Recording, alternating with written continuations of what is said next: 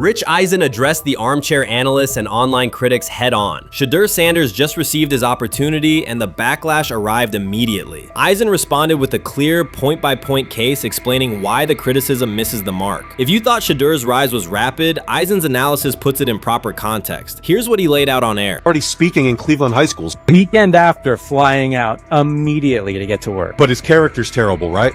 You know, and listen, oh, he interviewed bad, you know.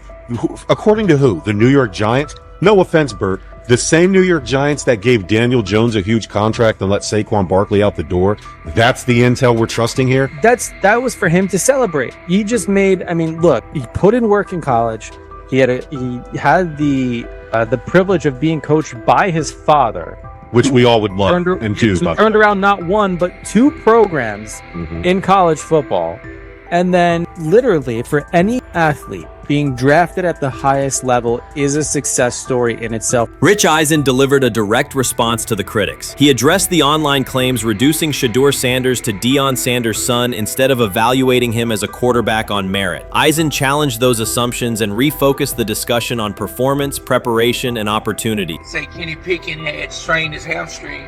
Shedeur, they say his first day in pass, 9 for 9, 2 touchdowns, no interceptions. They were just hating on this young guy. Within minutes, Rich Eisen delivered a structured breakdown, addressing each claim with evidence and dismantling weak narratives through clear analysis. He replaced speculation with data and kept the focus on what matters: decision-making, accuracy, leadership, preparation, and game management. The reality is simple. Shedeur Sanders was not given this opportunity. He earned it through performance and consistency against real competition. He accepted the role, met the standard, and handled the moment with professionalism and urgency. No shortcuts, no favors, just results and readiness. Eisen's point was direct. Evaluate Shedeur on his work, not assumptions, and acknowledge that he has justified the opportunity on the field. I've done it at 2 locations already, so it's simple.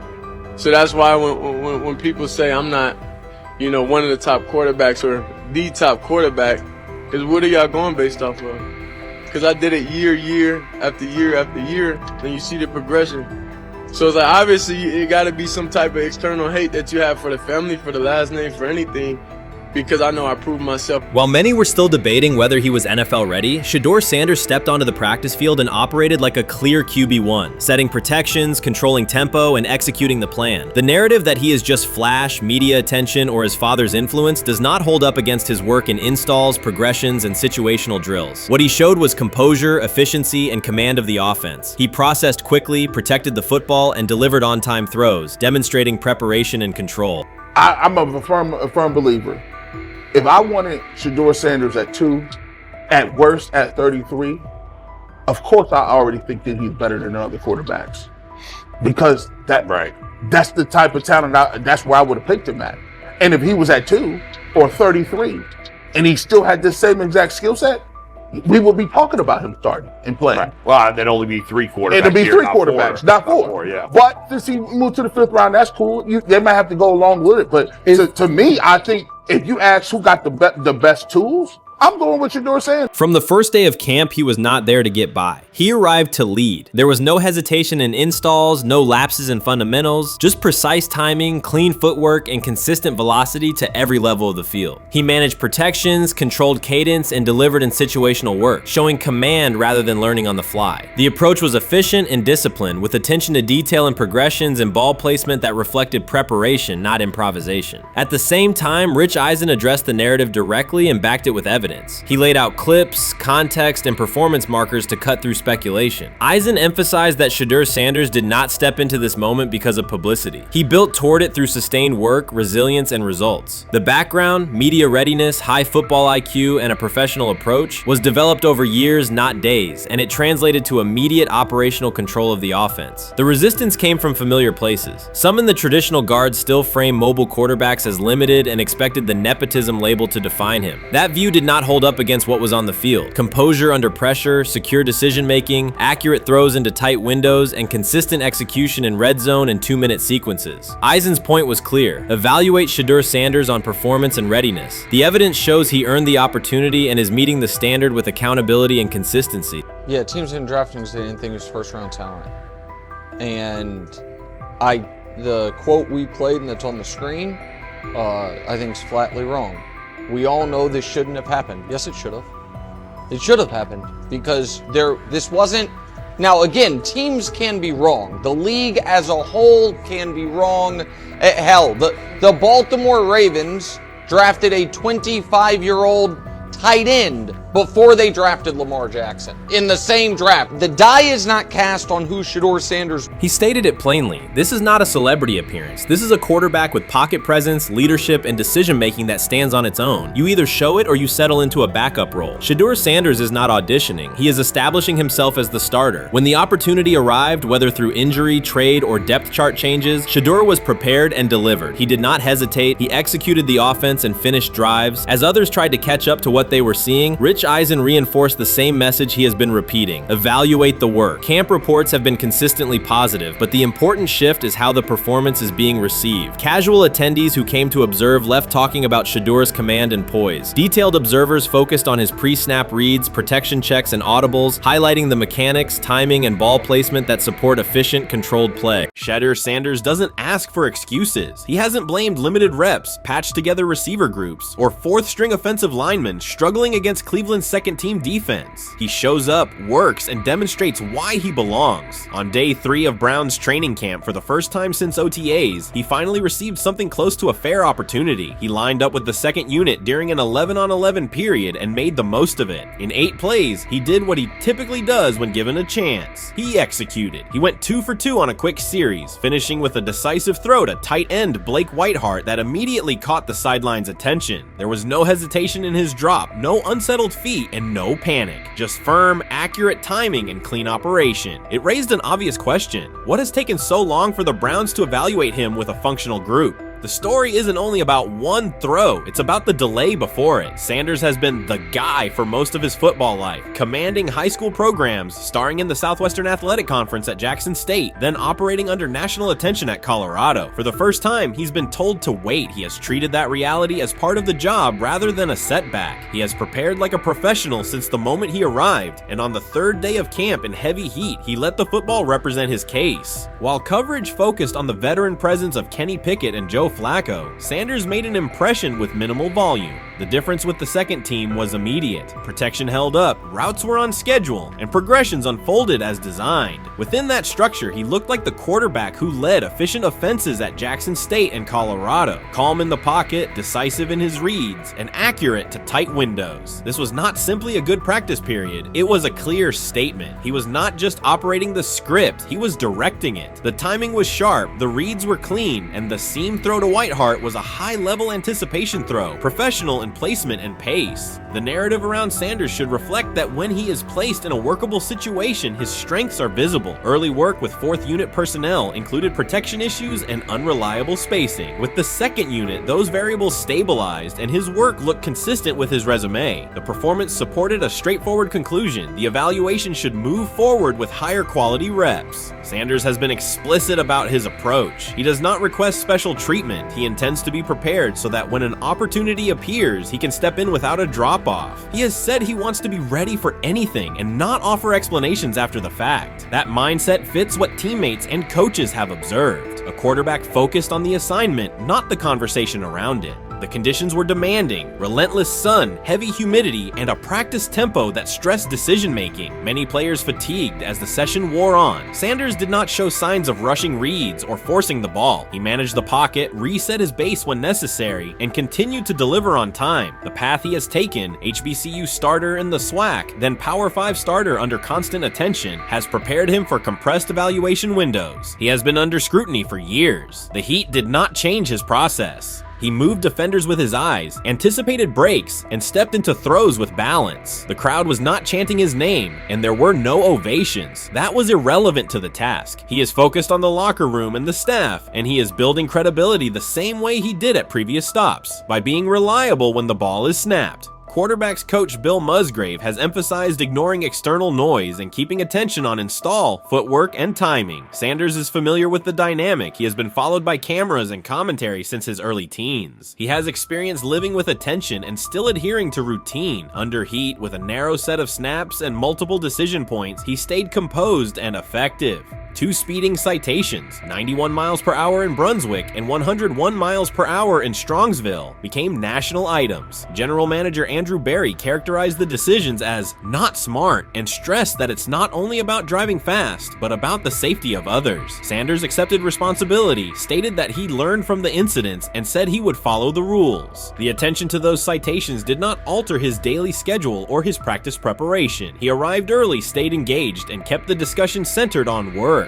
Away from the field, he spent time at Rainbow Terrace in Cleveland after a significant apartment fire, distributing supplies and checking on families affected by the incident. There was no formal media rollout around the visit. It was an instance of direct engagement with the community without publicity attached to it. That reflects the same approach he shows inside the building. Do the work first. Sanders treats each rep as if it might be his last for the day and his only chance to show a specific element on tape. He prepares for protections, cadence variations, route adjustments, and timing with a level of detail that compresses the learning curve. When he is not under center, he studies coverages from the sideline, charts plays, and reviews video before and after practice. He writes down the next day's calls so he can anticipate checks. He has reference using virtual simulation tools to replicate snaps he does not receive physically. That is not a passive stance, it is an active attempt to reduce the distance between classroom and field. He is building relationships across the roster, not just with projected starters. He communicates with defensive backs to understand what they see and how they react to certain stems. He spends time with offensive linemen to align on cadence and protection calls. He connects with newer players away from the facility so that communication improves in practice. That is practical leadership, consistent, low visibility work that becomes obvious when the ball is snapped and the operation is smooth. 3 days into camp, a central question remains. Why hasn't he taken a first-team rep? Flacco has seen work. Pickett has seen work. Dylan Gabriel has been cycled in. Sanders has remained behind all 3 on the depth chart while producing efficient periods when provided stable support. Head coach Kevin Stefanski has not publicly detailed the plan for distributing first-team snaps among the quarterbacks. When asked, Sanders answered that it is not his place to comment on rotation decisions. That response aligns with his day-to-day conduct, respectful, professional, and centered on the next assignment. The staff is managing a room with a Super Bowl MVP, a former first-round pick, multiple rookies, and a new set of combinations on the offensive line. That creates a set of decisions about exposure, pacing, and evaluation windows. Within that context, Sanders has presented a clear case for additional evaluation. He has shown he can execute the offense as designed when the variables are standard. Musgrave has a long-standing connection with the Sanders family through his time as a teammate of Deion Sanders in San Francisco. That familiarity supports direct communication. It does not guarantee anything about the depth chart, but it does help streamline teaching, feedback, and expectation setting. Inside the defensive back room, veterans such as Denzel Ward have provided perspective on timing, leverage, and eye discipline that Sanders has incorporated into his preparation. He is operating without the immediate family structure that defined his college environment. Away from his brother Shiloh and his father Dayon, he is managing his own housing, nutrition, recovery schedule, and all the smaller tasks that accompany an NFL routine. Those adjustments matter because they influence consistency across a long camp. He has treated those responsibilities as part of the job rather than distractions, which is reflected in a steady daily approach. What he showed on day 3 with the second unit was not a surprise to those who have tracked his prior work. It was a continuation of a profile, efficient sequencing, clear timing, and consistent ball placement when protections and routes hold up. The 8-play period was short, but it was enough to reinforce the point. He doesn't need a large sample to demonstrate baseline operation. He needs a fair sample to test ceiling and adaptability. There is also the matter of perception. Public attention concentrated on the speeding tickets and the general manager's response. Less attention fell on the preparation, the efficient period with the second team, or the community engagement at Rainbow Terrace. That imbalance is common in training camp narratives. Sanders has handled it by keeping his answers simple and his focus on football. He has not tried to redirect the conversation. He has done his work and waited for additional reps. The objective next step is straightforward. Expand the evaluation with higher unit personnel and standard opponents. That does not require a complete reshuffling of the depth chart. It requires allocating a defined sequence of first-team snaps so that timing with starting receivers and protections with starting linemen can be measured on tape. The staff can then compare operation speed, accuracy under pressure, red zone decision-making, and 2-minute mechanics against the other quarterbacks. That is the most direct way to clarify the competition. None of this dismisses the experience or track records of the veterans in the room. It emphasizes that the purpose of camp is to test assumptions with current performance. Sanders has provided enough evidence with the second unit to justify a broader look. He has shown that the pace of his feet matches the pace of his eyes, that he can hold safeties with his shoulders, and that he can drive intermediate throws without float. He has also shown discipline to take the clean completion rather than force the vertical shot when leverage dictates otherwise. Every day, he has addressed the controllable items, meetings, note-taking, install recall, cadence management, and post-practice review. He has not asked for public guarantees. He has asked for an opportunity to compete on comparable terms. The 8-play sequence with the second unit was a small but clear example of what he can do when those terms exist. The staff's communications have been measured. Stefanski has not laid out a schedule for first-team rotations publicly. Barry addressed the speeding incidents directly and emphasized standards for decision-making off the field. Sanders accepted the criticism, adjusted his behavior, and moved forward. Those are the relevant facts. What remains is a football evaluation that can only be completed by giving him snaps with the top group and measuring the results. If that evaluation occurs and he performs at the level he showed with the second unit, the conversation will shift from potential to placement. If it does not occur, the question will persist through camp. Why not test the full picture? Sanders has built a case based on preparation, poise, and execution. He has demonstrated leadership by building relationships across the roster. He has shown maturity in handling external issues directly and moving on. He has given the staff reasons, on the field and in the building, to continue the process. 3 days into camp, he has answered everything within his control. He has shown growth, discipline, and consistent operation. He turned early fourth-team disarray into learning, then executed cleanly when moved to the second unit. He kept the discussion on football when outside topics threatened to dominate. He has not tried to win a press conference. He has tried to win every rep. If he continues to stack days like this, the next step is logical. Evaluate him with the starters, document the results, and let the tape determine the depth chart. Until then, he will continue to prepare, continue to compete, and continue to present the same message through his play. While much of the NFL community attended the ESPYs in Los Angeles, Shedeur Sanders spent the day in Cleveland with families recovering from a residential explosion. He did not seek cameras or a red carpet appearance. He chose to be present in a neighborhood working through loss. Weeks earlier, an explosion at the Rainbow Terrace Apartments in the Garden Valley neighborhood displaced more than 100 residents. Local officials reported that 42 families were left without housing. A father suffered burns over most of his body and remained in a coma. His 2 young children were hospitalized in critical condition. The damage extended beyond structures. Families lost possessions, stability, and routine. Cleveland City Council member Richard A. Starr described the moment as a family fighting for its future. Outside of local reporting, national attention was limited. Sanders decided to go to the site, meet residents, and help organize a day focused on relief and connection.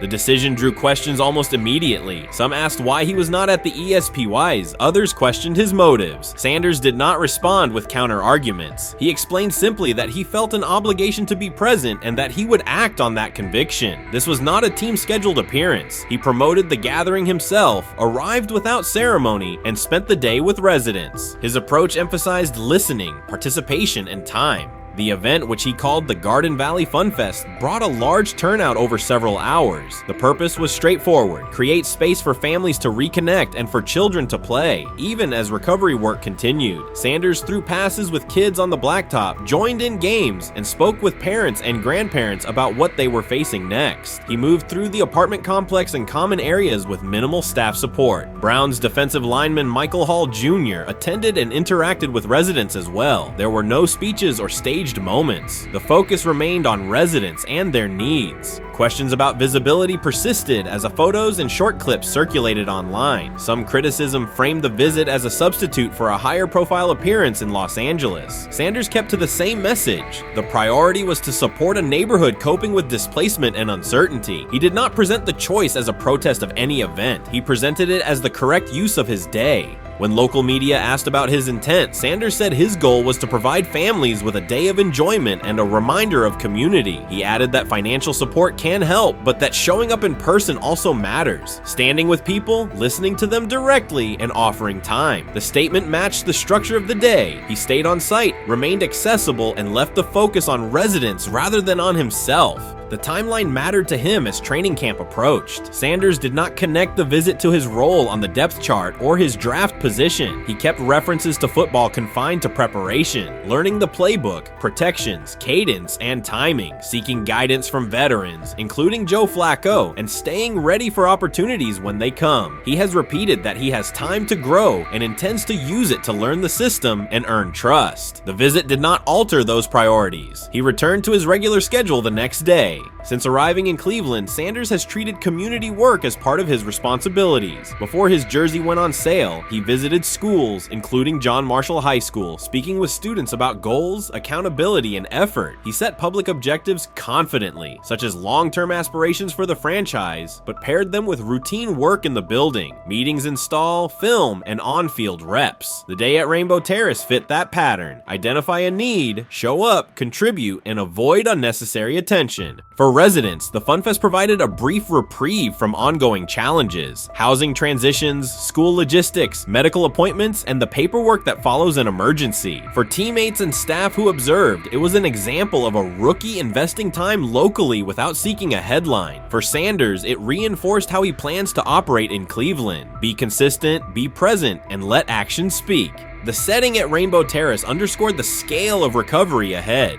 Families described the first weeks after the explosion: nights in temporary housing, efforts to replace clothing and essentials, coordination with agencies and community groups. Sanders moved from group to group, speaking with parents about their immediate needs, greeting elders who came to watch the activities, and encouraging kids who wanted to throw a football, run races, or take a photo. He kept the schedule flexible so residents could arrive and leave as they were able. Community partners and volunteers handled tables for supplies, simple games, and refreshments. There were no sponsor banners or organizational pitches. Residents organized as they usually do, checking on neighbors, guiding children, and sharing updates. Sanders' role was clear: participate, make time, and listen. The presence of a recognizable player brought energy, but the purpose remained practical: create a normal afternoon in a place that had not felt normal since the blast. Online reaction covered the full range of opinion. Some posts praised the decision and the event's tone. Others questioned why a rookie would skip a high visibility awards show.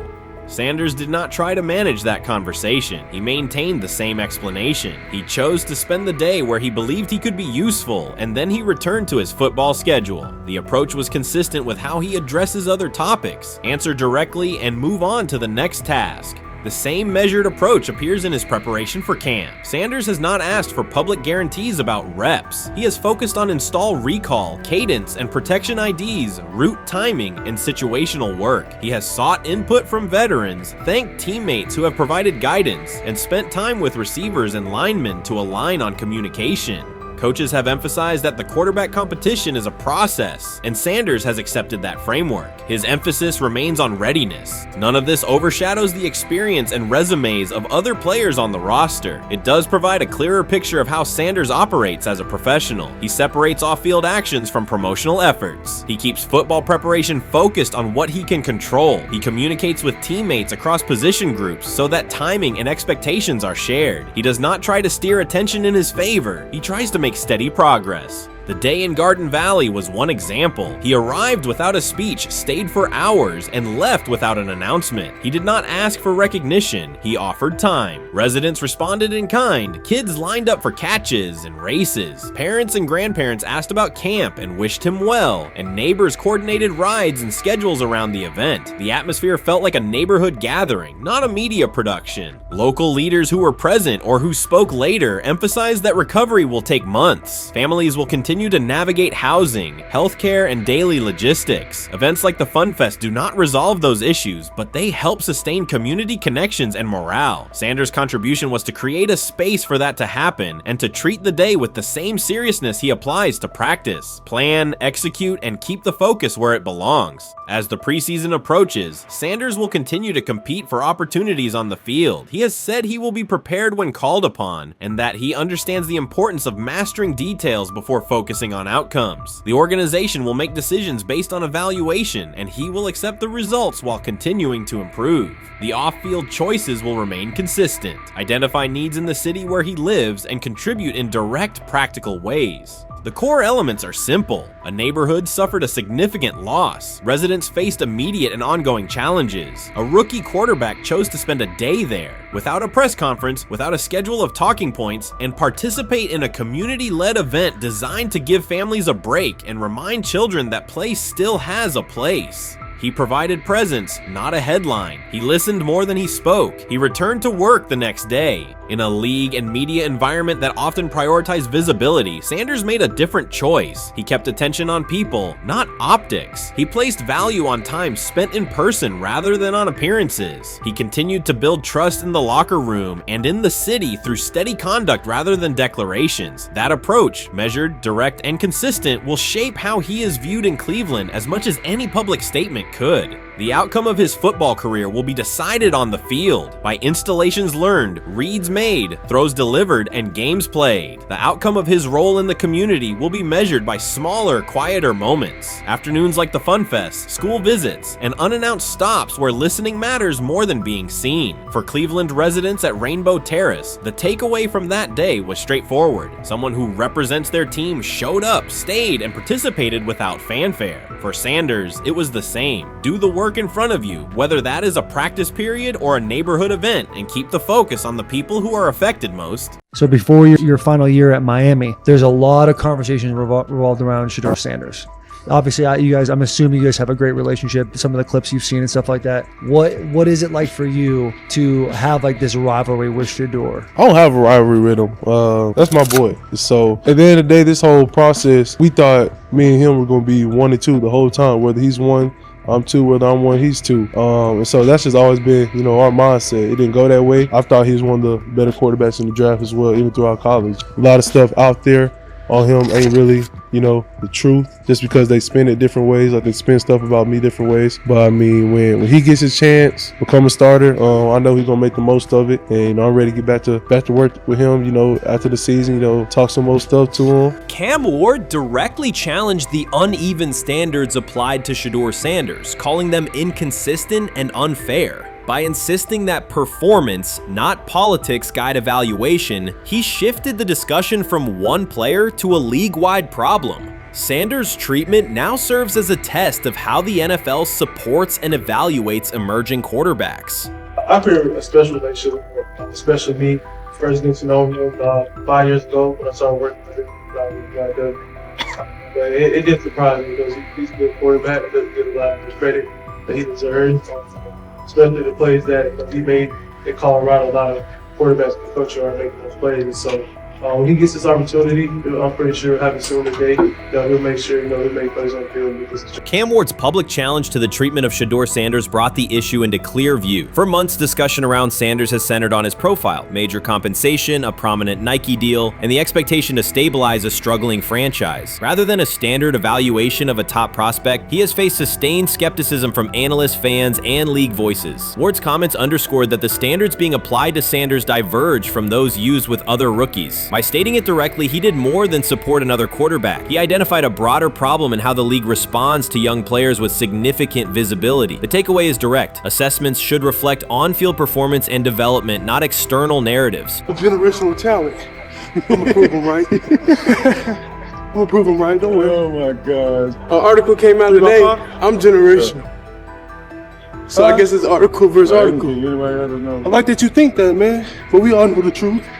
What? Trav gonna be first? You generation, I'm legendary. That's cool. We can be legendary. Legendary, get their ass. We'll start doing in like 5 minutes. Shedeur Sanders entered the league with more than a playbook. He brought a public brand, a family legacy, and expectations unusual for a first-year quarterback. Before his first regular season throw, he was already positioned at the center of attention. Rather than assess him on that reality and his on-field ability, many voices reduced him to marketing, treating visibility as proof of hype instead of performance. Cam Ward pushed back on that framing. His point was simple: judge Sanders by the same criteria applied to other rookies. With Sanders' resume, production, leadership, and composure, most first-year quarterbacks would be discussed as long-term cornerstones. The evaluation should be consistent, focused on development and results, not perception. Look at the process with Shedeur, who I know is a buddy of yours, and how do you think both of you guys will end up doing in the league?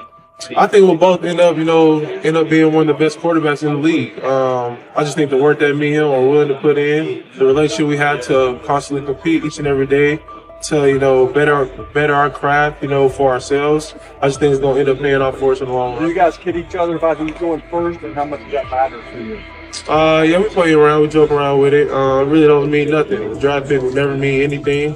At the end of the day, you got to show whether you can prove each and every Sunday. You can't just do it 1 year. Disrespect shows up in two patterns. First, Shedeur Sanders is repeatedly framed through his father, Deion Sanders, as if lineage erases his own work. Discussion drifts to pedigree instead of what the film shows. Second, his visibility is treated with suspicion. His audience reach, partnerships, and ability to lift ratings are labeled hype rather than recognized as value. Instead of acknowledging that he drives demand and expands the stage for his team, critics call it an unfair edge. The result is a skewed evaluation. Star power is held against him while on-field production gets pushed aside. The standard should be consistent. Assess the tape and the development, not the last name or the attention it brings. Well, Ward were microfacts. Cam Ward's remarks went beyond defending Shedeur Sanders. They confronted how the league manages star power. The reality is simple. The NFL markets visibility, but resists it when a player doesn't follow the expected script. Rookies are supposed to be quiet, deferential, and grateful for limited leverage. Sanders arrived with leverage, brand reach, major endorsements, and confidence. And that presence was recast as entitlement. Instead of treating those factors as earned advantages, much of the commentary used them to diminish him. Ward called out that contradiction. The same influence the league sells to audiences is criticized when a young player exercises it. His point is a standards problem, not a personality dispute. Evaluate Sanders on his preparation, leadership, and results. Don't penalize him for having a platform or for using the leverage that the modern NFL itself helps create.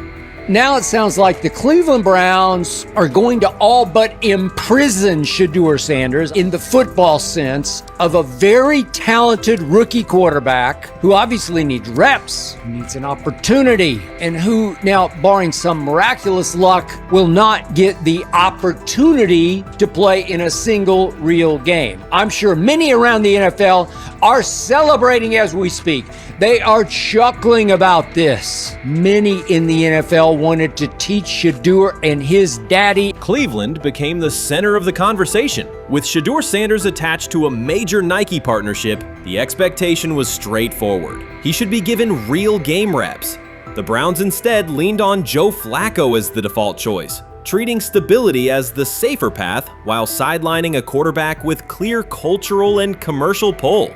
Each week Sanders didn't see the field, scrutiny grew. Commentary questioned the value of his contract environment and relevance, and fan debate shifted from development to doubt. That wasn't measured evaluation. It was a delay framed as prudence that eroded confidence in the process. Cam Ward reset the terms of the debate. He pointed to an uneven standard. When veterans or other young players secure significant endorsements, it's considered smart business. When Sanders does it at scale, it's recast as ego or hype. Even the scope of his off-field agreements became ammunition against him rather than evidence of market demand. Ward's position is simple. Use one standard. Assess Sanders on preparation, decision-making, and progression, not on discomfort with his platform. Treat visibility as an asset, not a disqualifier. The issue isn't attitude or branding, it's the consistency of the evaluation. Ward called it directly. The treatment has been unequal, and it should be corrected by aligning opportunity with performance criteria. Fans need to recognize there's not a team in the league he'd start for. Not one. That's not ridiculous, that's not unfair, that's not a vast conspiracy. Shedeur Sanders fans are Angel Reese fans. They're just fair weather fans who don't really give a fuck about the sport. Most of them are just Deion fucking groupies that followed him when he went to fucking Colorado, just like Angel Reese's fans had never watched basketball prior to her playing at LSU, and they followed her to the WNBA and don't know shit about the sport. That's it. Now Dion fucking groupies are running around acting like, oh, this is payback to his dad. The timing is pivotal. Shedeur Sanders isn't trying to blend into the league's background. He's shaping the agenda. He drives debate segments, fuels short-form highlights, and moves merchandise at a pace most rookies never approach. By the metrics that define modern attention, he is the draw. Yet, a segment of observers continues to undercut him, not because of shortcomings on tape, but because of discomfort with how prominent he already is. Cam Ward put words to what many could see. Coverage around Sanders has been filtered through reaction to his visibility, rather than a clear read of his performance and growth. The market has already weighed in. Demand is real, not manufactured. Nike's record-level rookie endorsement aligned with that reality, signaling long-term value and cultural reach. This exposes a core contradiction. The NFL depends on star power to sell tickets, fill stadiums, and boost ratings, but it resists stars who set terms on their own. Visibility is celebrated until a player exercises it. The fix is straightforward. Apply one standard. Evaluate Sanders on preparation, decision-making, and results, and treat his platform as the asset it is. If the league benefits from his presence, its evaluation practices should reflect that same reality, consistently and without penalty for scale. Shedeur Sanders does not depend on league promotion. He established his platform before the NFL and continues to expand it on his own terms. That autonomy challenges the status quo. Cam Ward's support was more than a defense of a teammate. It was a warning that if the league holds to outdated expectations, it risks falling behind the very players who drive audience attention and revenue. Claims that Sanders lacks real popularity ignore measurable facts. A large, active following, consistent merchandise demand, and sustained coverage across major outlets. Doubts about his standing as a quarterback overlook his college production and growth indicators. The pattern is familiar. Efforts to minimize him increase his reach. Each skeptical headline widens the spotlight, and each dismissive take creates more engagement. You cannot reduce a player built for visibility by arguing he should be less visible. The practical outcome is the opposite. Scrutiny becomes signal. Sanders is not merely enduring criticism, he is turning it into momentum, converting attention into leverage on and off the field. I view things as I got time. I got time to be able to grow and mature, and be able to understand the ins and outs of the defenses and be able to get the good insight from the vets in the room. So I look at it as, a plus. And whenever, it's time for me to play. Shedeur Sanders rolled into Browns camp and instantly made the whole practice feel like a recess pickup game. NFL vets suddenly looked like they'd forgotten the playbook and were just trying to keep up. With that being said, I see some balls coming out of Shedeur Sanders at that camp, and I'm like, kind of looks like a guy. Yeah, I'm ready. He can sling it. Ready to. I see him, some of the veterans, how they talk to him, mic'd up, see what he's doing in the community. Yep. Talking about Njoku there? Joku, like that. But once you see, different little interactions and things like that, I know he has the talent. We'll see. It'll be a competition that usually brings the best out of guys, especially young guys. So I'm interested to see how that quarterback situation. Right after Shedeur Sanders tightened his cleats and the Browns settled in for what they figured was a routine camp day, the whole vibe tilted sideways. No blazing comet, no UFO touching down at midfield, just a swagger-charged quarterback striding in like he'd crashed the wrong league and thought, yeah, I'll stick around and run this show. The Browns had no clue what storm was rolling in. You'd expect an NFL team to do a quick scout, maybe pull up a highlight reel or two, but nope. They greeted Shedeur with a shrug, only to watch him seize the field on snap one and run the whole operation like a seasoned pro. First and foremost, he's been the best quarterback in camp. Now look, Joe Flacco ain't had many opportunities. There was a whole day I saw he didn't throw the ball at all. Here's my theory on the situation. They already know who's starting in the number 2 is. They already know. Joe Flacco and Shedeur Sanders is already locked up. You're missing the boat, people. You're missing the boat.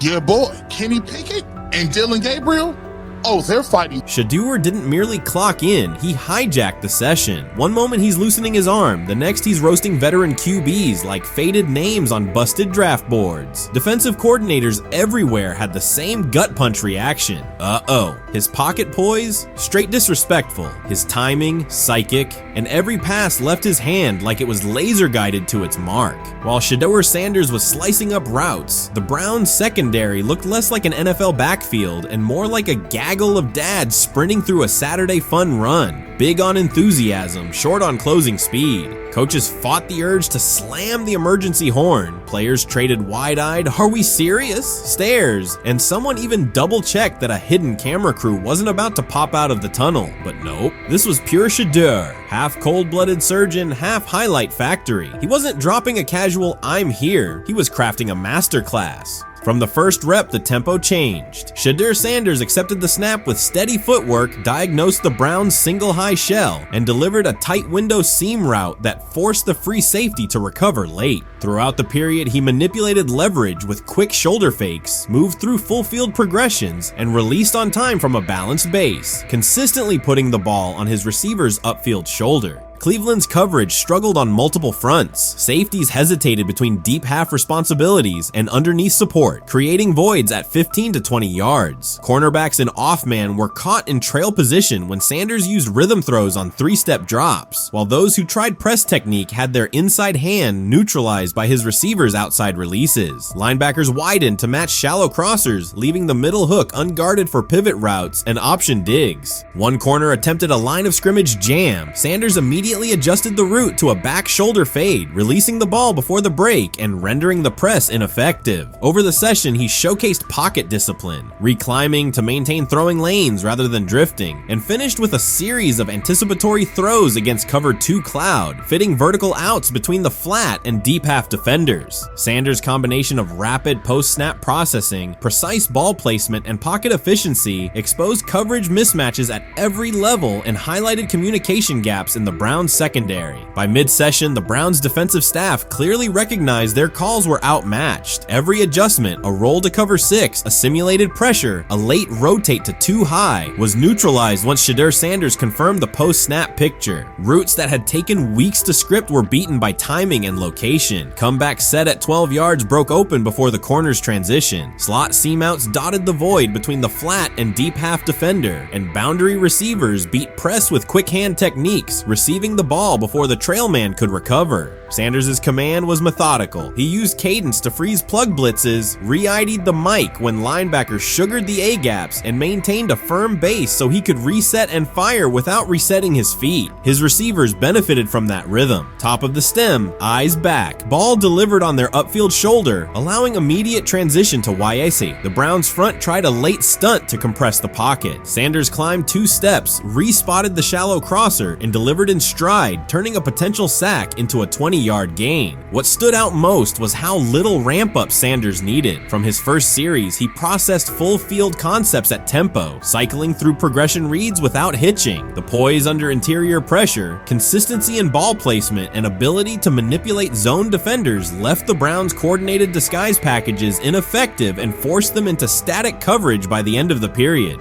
In short, Sanders' efficient mechanics, rapid processing, and anticipatory accuracy rendered Cleveland's defensive game plan ineffective at every level, from pre-snap disguise to post-snap spacing. Imagine there's many people that think Dylan Gabriel's a better quarterback than Shedeur Sanders. I don't care where they were drafted. And if the Browns are the one team that thinks that, then I'm going to suspect it's not true. They don't know what listen, they're I've doing. been on every quarterback evaluation for 30 years. Right. I never root against anybody. Yeah. But I'd be surprised if Dylan Gabriel's ever a legitimate starting quarterback for the Cleveland Browns. I- I'd be surprised. I just don't think. Well, then it is a wasted pick because you took him in the top 100. Yeah, but potentially. Yeah. May get away with it because of Shedeur. An edge rusher chirped at Shedeur Sanders between snaps, hoping to shake his rhythm. On the very next play, Sanders answered with a 30-yard laser, a deep dig from the boundary side that split the single high safety and the trailing corner. He hit the top of a 5-step drop, kept a firm base, and delivered on time to the receiver's outside shoulder, turning what should have been a routine rep into a sudden change explosive. From that moment on, every coverage wrinkle the Browns tried, rotating from cover 3 to quarter half, flashing a Tampa 2 shell, mugging both A-gaps, was met with a precise counter. When corners pressed, Sanders adjusted the route to a back shoulder fade. When safeties widened, he checked to a glance post. When linebackers bailed, he found the running back on a delayed option out of the backfield. Even late simulated pressures couldn't move him off his spot. He simply climbed, reset his feet, and fired. As Cleveland's defenders rotated through checks, Sanders manipulated them with cadence and eye discipline. He froze weak side safeties plays long enough to create intermediate windows, then feathered the ball into those lanes before help could arrive. When the Browns finally dropped 7 and matched every route, Sanders tucked the ball and converted 2 separate 3rd and 6 situations on the ground, reminding everyone that his mobility is as calculated as his arm. By the end of the session, the defensive coordinator's call sheet looked obsolete. Sanders had neutralized blitz looks, exposed spacing issues in zone, and forced the unit into static base coverage just to survive the period. It wasn't a camp drill anymore. It was a clinic on timing, processing speed, and controlled aggression, delivered snap after snap by a quarterback who never needed a warm-up lap to own the field. They never planned on taking him. The problem is, like Ocho Cinco said, you got somebody that has endeared himself to the locker room. And guess what? The difference between him and Tim Tebow, the biggest one, is he can play. He can throw the ball. Tim Tebow running around being an H-back. He can throw the ball. And he's done everything he needs to do. He ain't saying nothing. He ain't rocking the boat. He ain't mad about the reps. He ain't mad about none of that. All the people out there want to see is this, like Tyler said earlier. We want to see what he can do with Jerry Jeudy. That's it. I want to see what he can do with David Njoku. I want to see him with Junkins. I want to see him with the first running backs. If you are cooking, if you are beating down the doors with the 3s and 4s, guess what?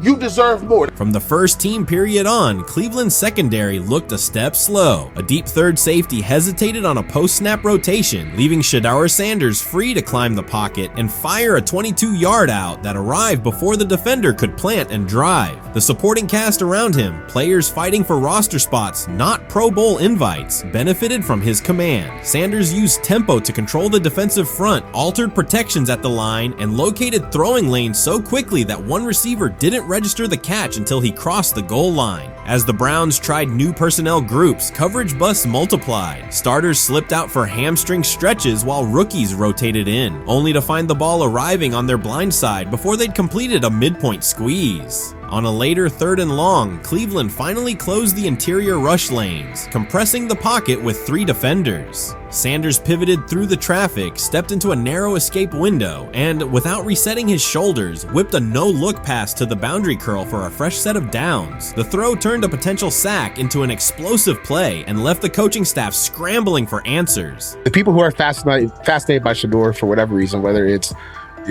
his play, I guess, last year was kind of fun. If you're just like a guy who grew up like loving Deion Sanders and passed that love on down to your kids, I can see why you're like that. The one thing I will give them is you're looking at this quarterback room. If you're a fan of Shedeur and say, why can't he go beat Dylan Gabriel or Joe Flacco or Kenny Pickett? So I do understand that part of it, right? Because why not? Why couldn't he be the Brown starter in October or November? That looks like a quarterback room where everyone will get a chance to start. When he led college football in completion percentage and he threw almost 40 touchdowns for over 4,000 yards, how tall was he? Because they make it seem like he shrunk all of a sudden, RC. Oh, how lively was his arm? Because all I know is somebody did that. Somebody threw for over 4,000 yards, somebody threw for almost 40 touchdowns, and somebody led college football in completion percentage. Now, I'm trying to figure out, what I try to figure out all the time, Mel, is how a guy that hadn't played football in almost 5 months. Shannon Sharpe has publicly defended Shedeur Sanders and criticized those questioning him. Sanders has earned higher recognition and some fans are responding negatively. Although there's debate about whether he belongs on a second team list, Sharpe maintains that Sanders' career is clearly ascending. Reactions on social media are mixed. Some users are angry, others are surprised, and a few say they anticipated this result. The conversation remains active. When reports confirmed that Shedeur Sanders had been elevated from second team to near top tier status, Shannon Sharpe issued an emphatic response. He delivered a detailed rebuttal to critics, underscoring why Sanders deserved the promotion and directly challenging those who doubted the decision. I don't think that he was underprepared during these meetings. I don't believe any of these stories that he showed up arrogant and that he was bombing his interviews. I mean, you watch the film, he's on time, he's on point. You watch his interviews, he answers like a 10-year NFL veteran. Like, he's clearly dominating OTAs. It's every single day there's a new report of how well he's doing for the Browns in OTAs. And I mean, you can say what you want, it's just OTAs. Okay, if that's your new narrative, then he's doing exactly what he needs to be doing. He's on point, he's on time, he's getting the respect of his teammates, and he's making plays. So we're gonna see years down the line, something's gonna come out that I don't know what exactly it was, but something will come out. Critics have been waiting for an opportunity to dismiss Sanders. They labeled him overrated, accused him of benefiting from nepotism, and claimed his profile came only from his last name and polished image. Within their own echo chamber, they cited every game in which he fell short of huge passing numbers as validation of their doubts. Since Sanders has begun receiving formal recognition, criticism has escalated. A wave of self-appointed analysts is dissecting his throwing mechanics and team role, and many online commentators now argue that his promotion reflects deeper problems within the sport. Shannon Sharpe rejected each criticism directed at Shedeur Sanders. During the broadcast, he turned a routine segment into a detailed examination, acting as presenter, interrogator, and fact-checker. Sharpe walked viewers through game film, season statistics, and scouting reports to show why Sanders merited his recent promotion. Whenever a panelist claimed Sanders had not earned the role, Sharpe countered with completion percentages, efficiency ratings under pressure, and documented late-game drives that changed outcomes. He stressed that the backlash was driven less by on-field evidence and more by reluctance to revise earlier opinions. Sharpe argued that critics were upset not because Sanders lacked qualifications, but because his progress contradicted their initial narrative. By the end of the discussion, Sharpe had moved past simple defense and reframed Sanders as a clear example of performance-based advancement, demonstrating that early predictions can be wrong. Never heard of no Dylan Gabriel or Tyler Shock. What the hell is that? So how is Shedeur Sanders going behind them? I'll tell you how. Collusion. 4 different times they passed on him. How the hell does that happen? 4 rounds. It doesn't happen to a quarterback. We've never seen anything like this before.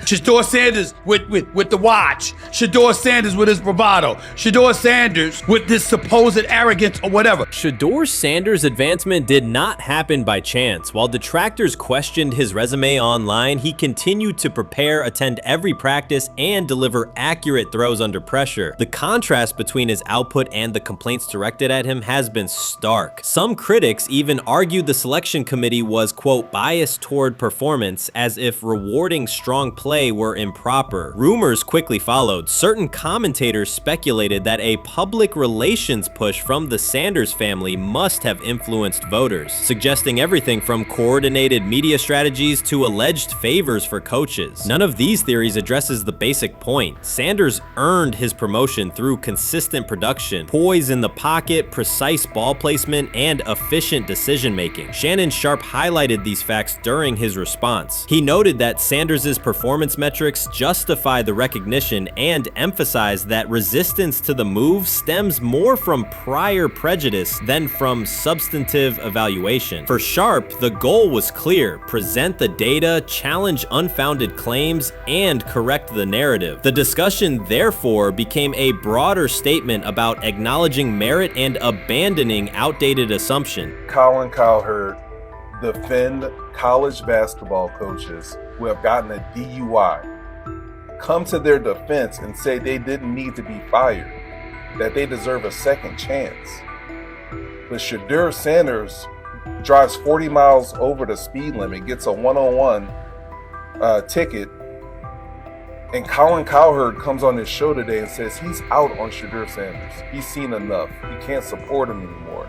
He can't be in the Shedeur Sanders camp because of the speeding ticket. Shannon Sharpe addressed commentators who portray constant doubt as expertise. Those who discount strong performances with "we'll see," but declare bust after a single mistake. He noted their belief that progress only counts if an athlete visibly struggles. Sharpe's response was methodical rather than emotional. He presented evidence, cited statistics, and calmly refuted each claim. Following his remarks, several critics began revising or deleting earlier posts, recasting themselves as longtime supporters of Shedeur Sanders despite having questioned him for months. Sharpe insists on accountability, naming specific individuals and dates while requesting public acknowledgement of prior errors. He argues that analysts cannot spend months undermining a player's potential and then quietly adopt a supportive stance once the athlete succeeds. These are serious, big-time, top-of-the-line playmakers that they have. If you can go 45 to 42 in the fourth quarter because your quarterback set the school record with 510 yards passing.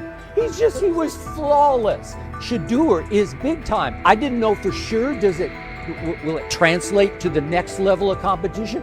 Yes, it might translate to the next level of competition as he can play. Critics who once claimed Shedeur Sanders was unprepared now hesitate to acknowledge their mistake. They resist retracting earlier comments and struggle to accept that an athlete can succeed without their approval. Sanders continues to share practice clips and game highlights without engaging the debate, while Shannon Sharpe documents every dismissive remark, ready to revisit them on national television. The disapproval did not slow Sanders. It underscored his progress and exposed the gap between perception and performance. As a result, the conversation has has shifted. Analysts who doubted him now describe him as undervalued and publish detailed evaluations of his mechanics and game management, suggesting long-standing familiarity with his career. In a matter of weeks, critics have recast themselves as advocates, demonstrating how quickly opinion can change when consistent results leave little room for doubt. Shannon Sharpe signaled that his commentary is not over. He considers Sanders' advancement a positive outcome for every athlete who has been overlooked or criticized for having confidence. Sharpe stressed that analysts do not have the authority to determine who deserves recognition based on personal preference. The reaction to Sanders' promotion, he argued, revealed how quickly opinions can shift once results are undeniable. Sharpe pointed out that many vocal critics became quiet when confronted with objective performance data. This exchange, Sharpe insisted, reached beyond defending a single quarterback. It challenged the practice of dismissing achievements that do not fit familiar narratives. He reminded viewers that success does not require external approval and that consistent talent will surface despite online commentary intended to minimize it. While critics reconsider their positions, Sharpe remains steady, assigning credit to the athlete and allowing the scoreboard to confirm the argument. In his view, the statistics speak clearly enough. Sharpe also emphasized that the intensity of the backlash must be placed in context. College football is a volatile environment where unexpected outcomes are common. Therefore, declaring failure based on incomplete evidence only weakens the credibility of sports analysis. The discussion underscored the need for measured evaluation rather than reactive judgment. Dak Jackson and him and everybody else that we talked to have said that Shedeur looks good. He looks really good. Yes. He looks better. And we got Zach that say Dylan Gabriel ain't even an NFL quarterback.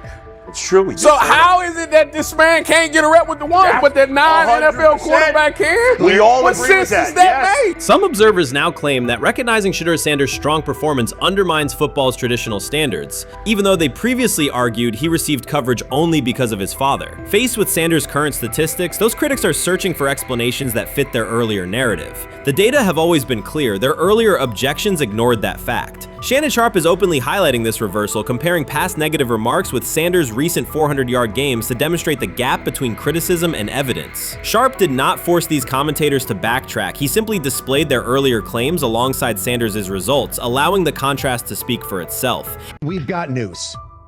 Got news. About my Cleveland Browns. We've got an oblique problem. Obliques are big deals, especially when it's your quarterback. Now, he might be fourth on the depth chart, but he was number one in the preseason game last week, and he did a great job. 138 yards, 2 touchdowns. Shedeur Sanders has an oblique injury. That is not good. I do not like this.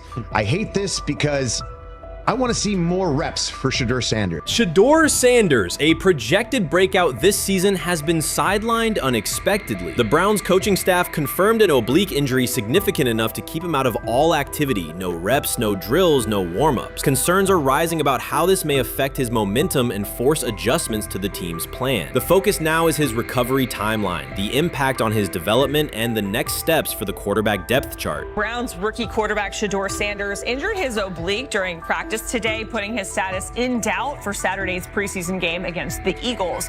He's the latest quarterback on Cleveland's roster who has dealt with a health issue, joining fellow rookie Dylan Gabriel and Kenny Pickett.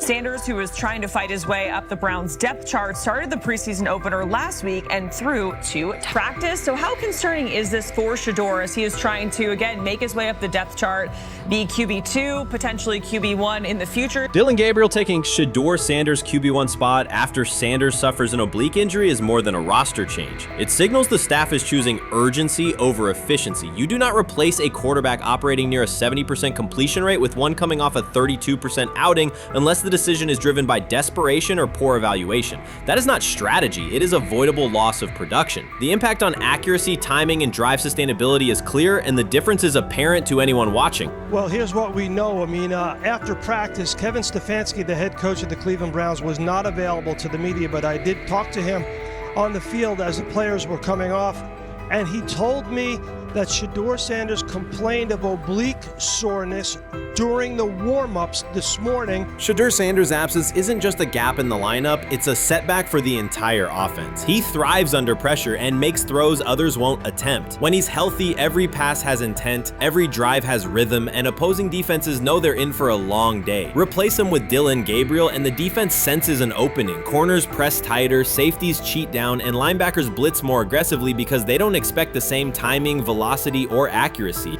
Yes. I mean, yeah, I'm a fan.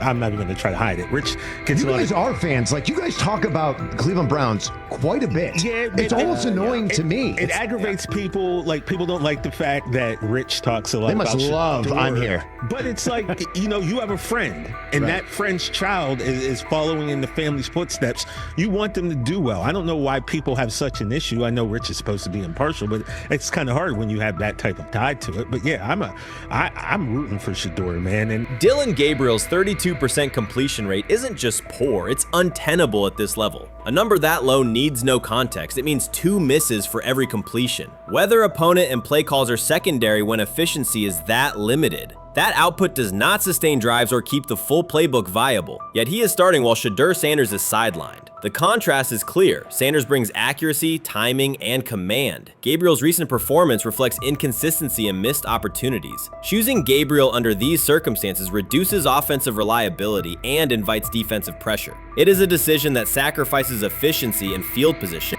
So it'll be interesting to see what happens with Dillon Gabriel, but to the Shedeur Sanders point, it is unfortunate because I thought he was gaining some momentum. I know the practice that they had before they left for Philly, Daniel Oyefusi reported that he actually took the most reps of all of the quarterbacks. And that was the first time that had happened. It was the first time that he had went ahead of Dillon Gabriel, practicing with the twos, etc. So, like, coming off that stout performance against the Carolina Panthers, he was gaining momentum. If this were a clean evaluation, there would be no debate. Shedeur Sanders is the clear choice. He's accurate, composed, and consistent with a track record of high-level production. Dillon Gabriel remains a question mark, and not the kind that stresses defense. He's the kind that makes coaches consider leaning on the run to limit risk and protect field position. The reality is that injuries create openings for players who haven't earned them. Gabriel has stepped into QB1 while Sanders is out, but that reflects circumstance, not superiority. We don't know the severity of this oblique injury and whether it will even keep him out of Saturday's game against the Eagles. As for moving up the depth chart, I'm the Browns preseason sideline reporter. I was there Friday night when he burst onto the stage and set the NFL world buzzing. And yes, his demeanor was tremendous. His poise was tremendous. He did the things that were asked of him. But at the end of the day, he wasn't actually asked to do all that much. The real concern is how this could attach to Shedeur Sanders' reputation. The NFL is unforgiving about availability. An oblique injury for a quarterback isn't minor. It affects mechanics, torque, and timing. Even with a strong return, the injury-prone label can linger. For the Cleveland Browns, or any team seeking stability under center, that perception is toxic. Teams don't want a player they fear won't make it through October. That's the risk. Talent doesn't always overcome league politics. Once questions about durability start, they rarely fade. They surface in contract terms, roster decisions, and sideline evaluations. So Shedeur Sanders is injured again? If you were following along on social media today for the Browns' first joint practice in Philadelphia against the Eagles, wow, you were in for a tumultuous ride. I mean, all the reporters, both Browns and Eagles reporters, were pretty much flabbergasted at the fact that Shedeur Sanders was taking 0 team reps during the day, and even Tyler Huntley was getting team reps instead of Shedeur. And then it came out, obviously, everybody's speculating. There's people calling for Kevin's jobs, and before I go any further, I don't blame anybody, ever. Meanwhile, Dillon Gabriel's numbers should be sidelining him, not elevating him. A 32% completion rate isn't a dip, it's a warning sign that points to issues with field vision, timing, and receiver cohesion. That's the quarterback taking snaps while Shedeur Sanders is out. Put their work side by side and the gap is obvious. Sanders shows consistent placement, timing, and footwork that reflect high-level execution.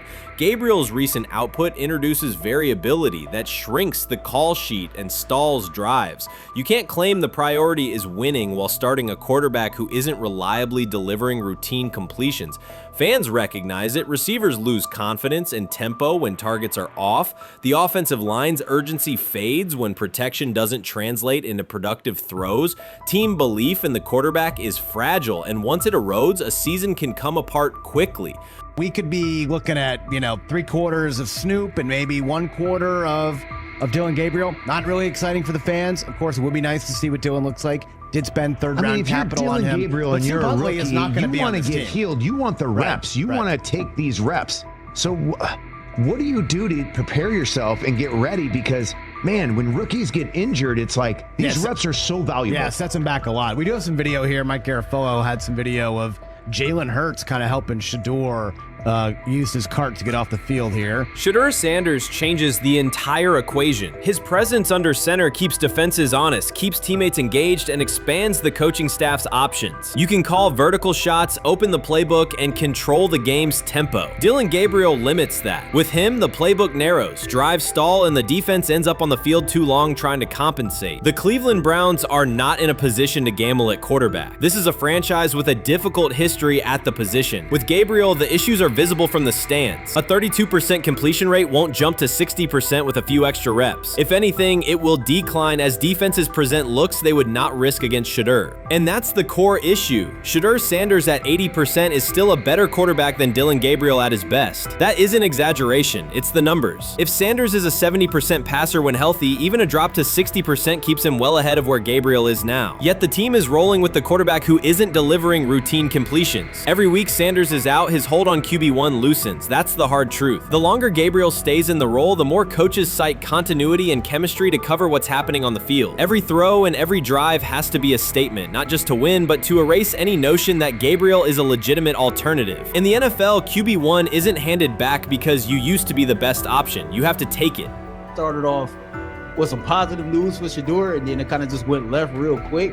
Shedeur got the news early on that if Dillon Gabriel couldn't go, he would get his second straight start in the Saturday preseason game against the Philadelphia Eagles.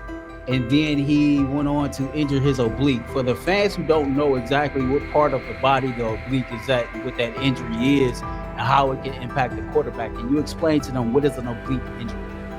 It's like up in this area, right? Well, you can't see me, but like right up in here, you know, when you go to throw, like obviously that's all that. So the truth is straightforward. The Cleveland Browns, or any team in this situation, aren't going anywhere meaningful with Dillon Gabriel under center. You can frame it as progress and point to selective highlights, but reality will level it out, and by then the season is already slipping. Shedeur Sanders is the difference between a team with a path forward and a team playing out the schedule. He reads coverages, delivers on-time throws, and forces defenses to respect every level of the field. Gabriel turns the offense into guesswork. The NFL is built on results, and the results are clear. Gabriel's 32% completion rate functions as a warning sign. It doesn't need context, a clinic, or a film session to explain. It signals inefficiency that stalls drives and compresses the playbook. Yet he has been handed the role Shedeur established through precision, composure, and production. That decision undercuts the stated goal of winning. With Sanders, the offense retains structure, rhythm, and threat. With Gabriel, it narrows and exposes the defense to longer stretches on the field.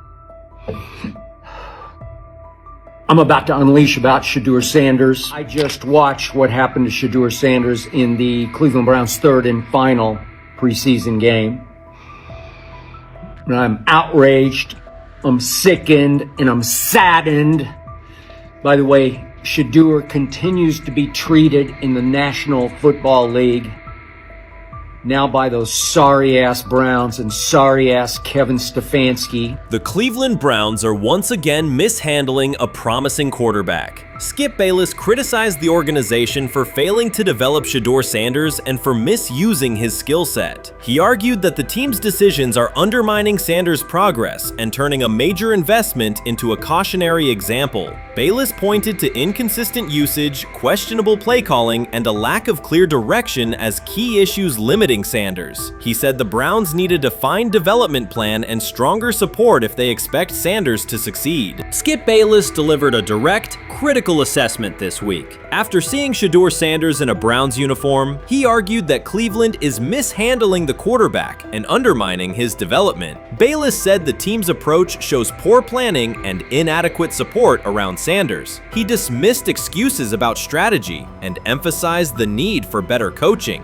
deployment, and protection. In his view, the Browns are setting themselves up for problems before the season begins unless they establish a clear plan for Sanders. Given the team's recent decisions, his reaction is understandable. Cleveland has a history of inconsistent quarterback development. Shedeur Sanders is a premium prospect, the son of a Hall of Famer, a proven college performer, and a widely recognized figure. The organization should prioritize his reps, protection, and a clear development plan, not place him behind Dillon Gabriel as if he were a secondary option. But I'm going to answer this question by saying Shedeur Sanders.